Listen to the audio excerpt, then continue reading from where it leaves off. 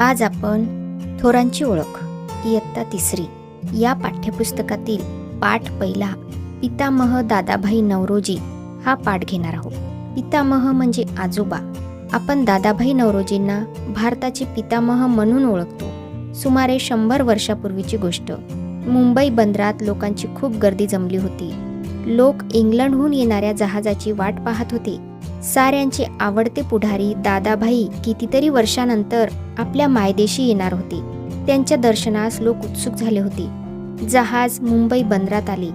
दादाभाईंना पाहताच लोकांनी त्यांचा जय जयकार केला. शेकडो हार पडले त्यांच्या गळ्यात. एवढ्या उत्साहाने लोक त्यांचे स्वागत का करत होते? तो काळ होता इंग्रजांच्या राजवटीचा. इंग्रज लोक आपल्या देशावर राज्य करत होते. आपल्या देशातील पैसा अनेक मार्गांनी त्यांच्या देशात नेत होते. आपला देश दरिद्री होत चालला होता. हे दादाभाईंना सहन झाले नाही.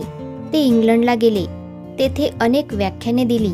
त्यांच्या इंग्रज मित्रांनाही त्यांनी पटवून दिले की हिंदी लोक कर्तबगार आहेत, हुशार आहेत, मेहनती आहेत. त्यांना तुम्ही कंगाल करू नका. त्याचा परिणाम चांगला होणार नाही. इंग्लंडमध्ये जाऊन खंबीरपणे असे सांगणारे दादाभाई हे आपले पहिले पुढारी. म्हणूनच तर हजारो लोक मोठ्या उत्साहाने त्यांचे स्वागत करण्यास जमले होते. लोकांनी दादाभाईंची मोठी मिरवणूक काढली. वाजत गाजत मिरवणूक सभेच्या ठिकाणी आली. सभेत लोकांची भाषणे झाली. मग दादाभाईंना एक रेशमी थैली देण्यात आली. काय होते त्या थैलीत?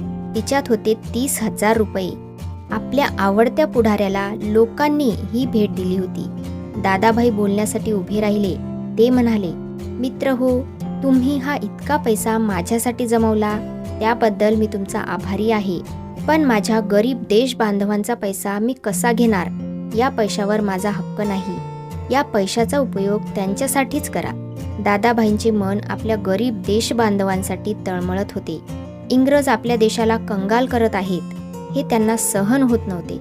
पुन्हा ते इंग्लंडला गेले. तेथे पार्लमेंटच्या निवडणुकीला ते उभे राहिले. निवडणुकीत त्यांना यश मिळाले. पार्लमेंटमध्ये निवडून गेलेले ते पहिले भारतीय होत. पार्लमेंटमध्ये जाऊन त्यांनी जोरदारपणे भारताची बाजू मांडली. आपल्या देशात तर त्यांना 3 वेळा काँग्रेसच्या अध्यक्षपदाचा बहुमान मिळाला. अशा प्रकारे राष्ट्राने त्यांचा गौरव केला. दादाभाई आपल्या देश बांधवांना सांगत, एकजूट करून स्वराज्य मिळवा. स्वराज्य मिळवल्याखेरीज आपली गरिबी दूर होणार नाही. भारताला स्वराज्याचा मंत्र देणारे दादाभाई आपले पहिले पुढारी होत. म्हणूनच आपण त्यांना मोठ्या आदराने राष्ट्राचे पितामह असे म्हणतो. अशा प्रकारे हा पाठ इथेच संपला. भेटूया पुढच्या पाठामध्ये. तोपर्यंत धन्यवाद.